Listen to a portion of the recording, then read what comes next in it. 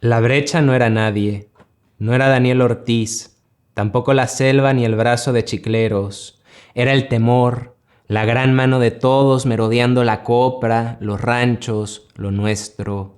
Emilio, no me dejes solo, acuérdate, Emilio, acuérdate cómo la brecha se nos pegó en la espalda, en la juntura de los huesos. Gabuch, el aire está raro, desde que abrieron aquel hueco, los pájaros no cantan igual. Hay una herida en su voz. ¿La puedes escuchar?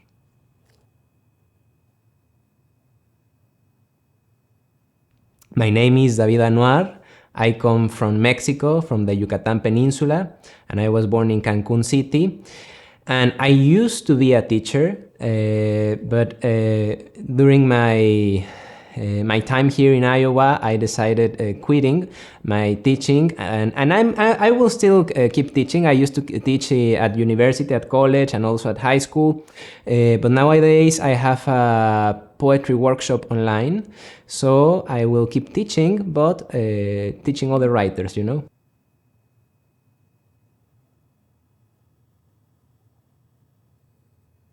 One of the best things of being a writer in Mexico, I believe, is that we have this very strong literary tradition, you know?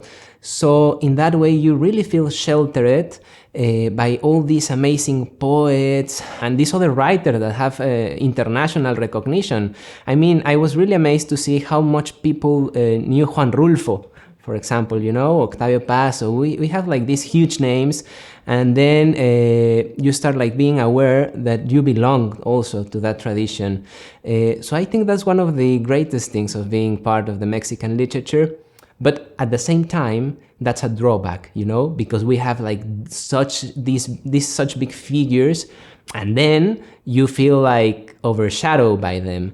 And Harold Bloom already said it, you know, like you have like this anxiety, and then you have to kill the father, you know. So that's also a drawback. I mean, it's such a good thing, but it's also like a negative thing at the same time.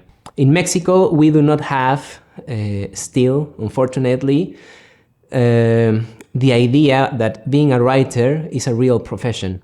You know, we are still being seen as a hobby, you know, something you do. Like you have to be first like a teacher, or you have to be first like something else, but not a writer. And it's very difficult to live, to make a living out of writing in Mexico. Of course, journalists can do it, but a poet, it's so difficult to live from your poems, you know. Even novelists in Mexico, they do not live from their from what they write. So that's one of the worst things of writing in Mexico. Well, one of the best things I would say is, you know, our heritage and our cultural diversity. I was like doing a little bit of research, and we have 68 different ethnic groups, you know, each with its unique language. So that's a great culture we have there. The Mexican food is so good. Like in each region, we have such a different food. It's so delicious, you know? Like our culture is really something top notch. But another thing you about the period, you say about the period we're living, I think we're living really a really exciting period of time, you know? I don't know exactly how you say this in English. The point is that in Mexico there's been like a turn, you know?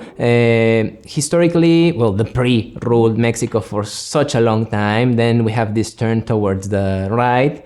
And nowadays we're having this turn with Andrés Manuel López Obrador to the left. And it's the first time that in Mexico we have like a party governing from the left, no? And there have been a lot of changes. As with any government, some of them are really good, are really interesting, are very exciting. Some others have been changes that have been rushed and of course had upset a lot of people, but that's politics, you know?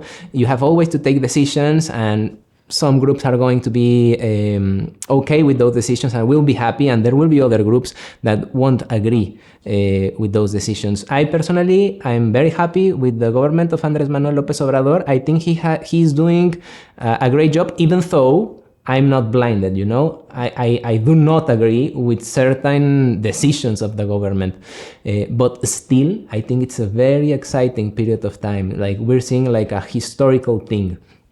So yeah, the historical period, it's so exciting.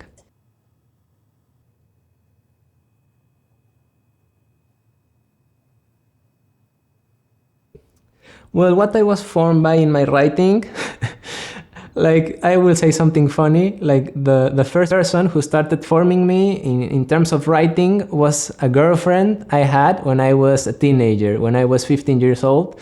She told me, David, you have a lot of problems, you should start writing because it's going to be like a catharsis, you know? And I kind of said, yeah, how come? But suddenly I started writing, and you know, like the feeling I got from writing my first poem was such such a big pleasure for me that I really fell in love with literature. Of course, before I had already, like I was a reader, you know, because of my grandmother and because also because of my mother. But it was with her. She was like the first one. You know what? And I think I've never said this out loud, but it's something I know in my heart. Like has always been very important to my writing process, because they are always the one who have been backing me up, you know, and like pushing me forward to read, to write, no? So they are very important in my life.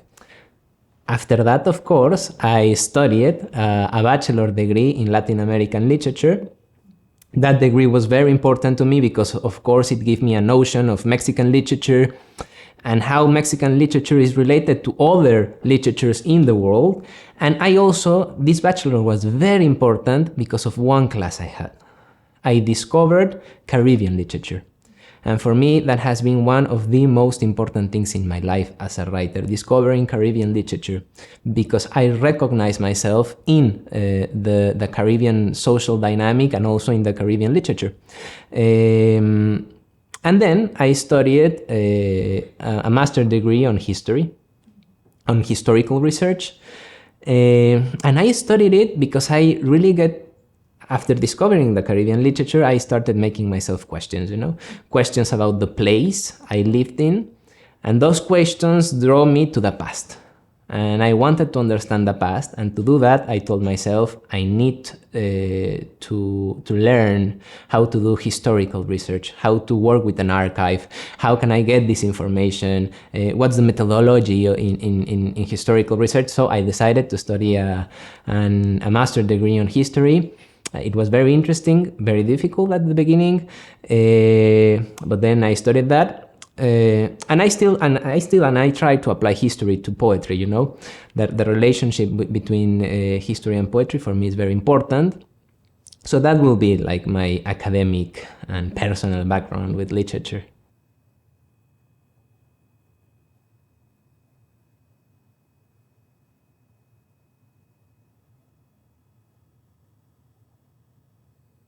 For me, the most pleasurable aspect of writing is reading. You know? I love reading, you know? I'm a very slow reader.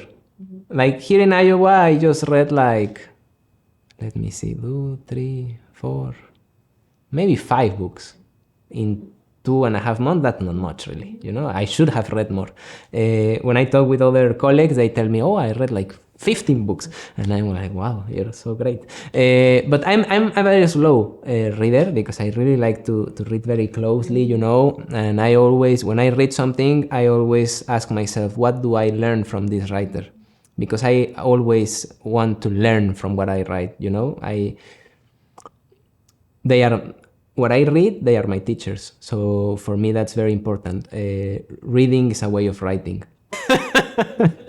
No, I mean, there are very difficult parts, you know. But for me, like reading and doing research, I love that. I really love that. I can take a lot of time doing that. But at a certain point, that's also negative because you could start procrastinating writing. What I enjoy the most is when you have like these grace moments when writing comes to you. You know, when you're not looking for writing, but and writing just like stands before you and say, "Here I am, write me." You know, those moments when I listen to a verse or when the verse come to me, those are the most beautiful moments of writing. but also they are the saddest, because sometimes you can listen to it and not pay attention. And when you decide that, that means that a poem just have died.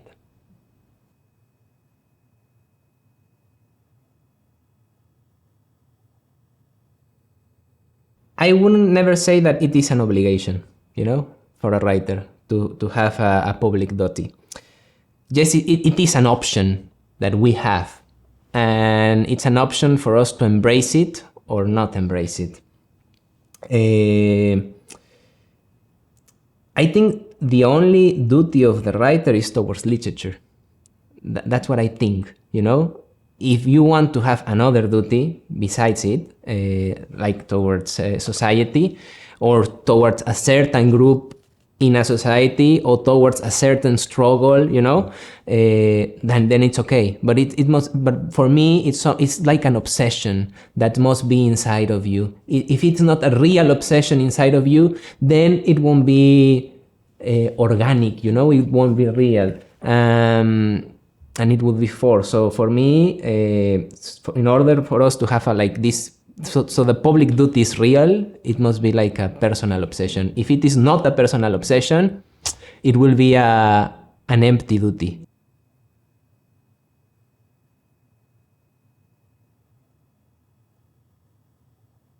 I think the state should always promote literature, like put money into it. Like money is important for literature because, of course, as I already told you in Mexico, the professionalization process is not in a good track right now. So what we do as writers, for example, I haven't told this to the IWP, I have told it to some of my colleagues, the writer colleagues, fellows. I just earned a grant, a 1-year grant to write a poetry book. And this grant is given by the Mexican government. Of course, when we receive this grant, we receive like a 1-month check. No? Each month we receive a check, like as if we have like a regular job. We have to do like social retribution, like we have to do like a workshop or give some public readings or give some talks about certain topic, and also produce the book,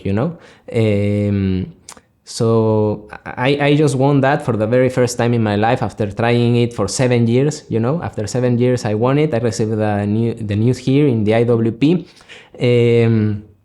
And this program is for young writers, I'm still considered a young writer in Mexico. When I'm 35 years old, because of the Mexican law, after you are 35, you're not young anymore. After that, you can access to other type of supports for the writers. But that type of supports, I think they are very important. The grants, also scholarships, of course, like to go abroad and study. And also to promote journals, I think that right now is not very good in Mexico. They are not managing it very well, this government. And also giving support to publishing houses, like government publishing houses. That's also, for me at least, that's an interesting project, because sometimes like the mainstream publishing houses won't publish certain things that might not be for the general interest, but then you have like these very good literary texts that speak about a specific region, and that has to do with the identity of that region. And I mean, they are important for several reasons. Sometimes the writer does not have a place where to publish that. So I think there is where the state should go in. Of course, that's also delicate, because then the state can have like certain demands towards the writer, like, oh, you should take out this line. I think the government should never cross that line. And in order for that to be like that, I think the government should put like professionals in charge of those like editing, I don't know how you say it, but in charge of being the publishers, like real professional publishers and not politics. Because that's a problem in Mexico, because usually these places are taken, you give it this job to a person you have a due, you know, and you give that, I don't know, because you're going to earn a lot of money being the publisher, I will give it to my friend, this friend, you know, and this friend doesn't know anything about publishing and will do everything the government tells him, you know. So we must put like real professionals with criteria in those places that they can take like serious decisions that will benefit literature and not necessarily the government.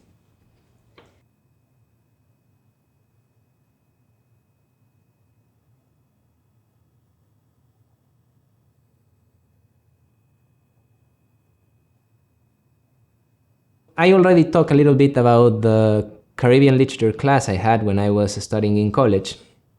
There, I discovered these great Caribbean writers, you know, and for me there were two texts that changed my life and changed the way I see literature and the way I even understand myself.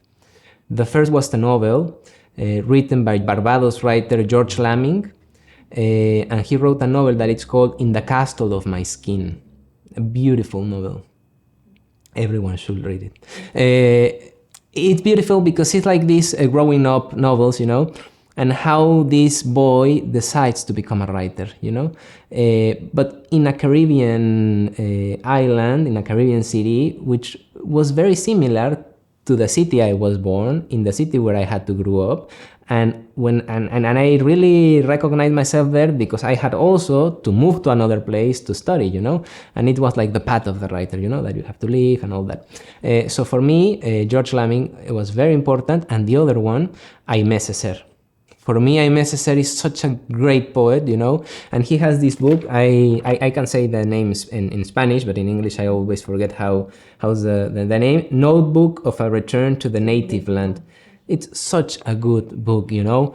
For me, it was discovering that other type of poetry was possible, you know, and that you could tell something that was close to my reality and not just these images representing these colonial powers, you know, like in literature and in the TV, we usually see like these representations from the metropolitan countries, you know, like from Europe or the United States, and like finding the possibility to see another landscape, to see another, how the oppressed answers back, you know, for me it was very impressive, and I say, yes, I need to write something like this, you know, and from that book was born this book, you know.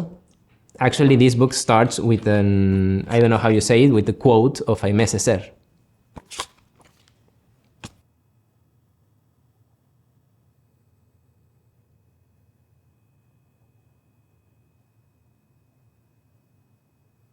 Okay, well, what did I accomplish in writing? I mean, we can put numbers to it, you know. I really don't like to put numbers to it because I think numbers are subjective, and I know that's funny that numbers are subjective, but I really think numbers are subjective. I think I wrote around 35 pages of poems.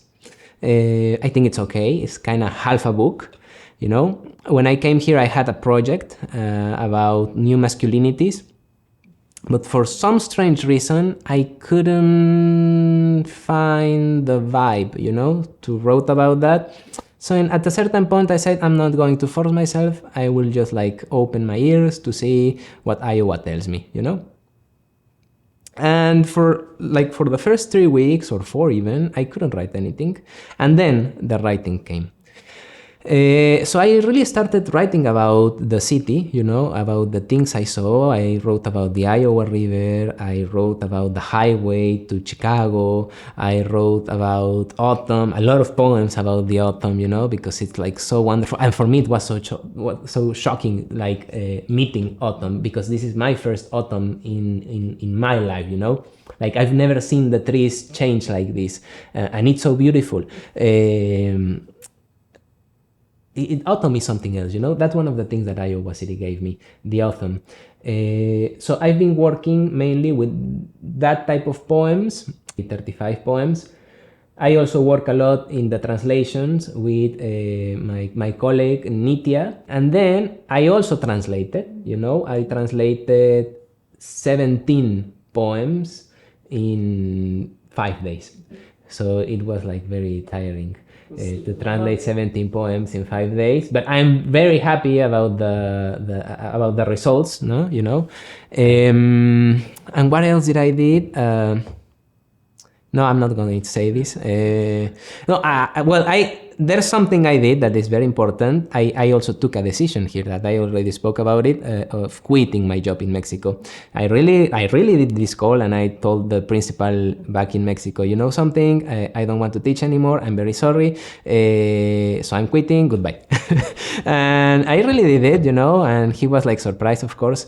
But finally, I think he understand my position, and if he didn't understand it, I really don't care, because something that Iowa gave me in this sense was like, I mean, I have always known this, but it was a reminder, a good reminder, you know, that we as writers must always protect our time to write.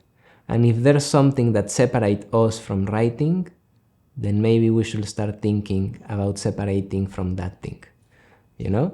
So for me, being here was a reminder of that. So for that, I'm very grateful to Iowa.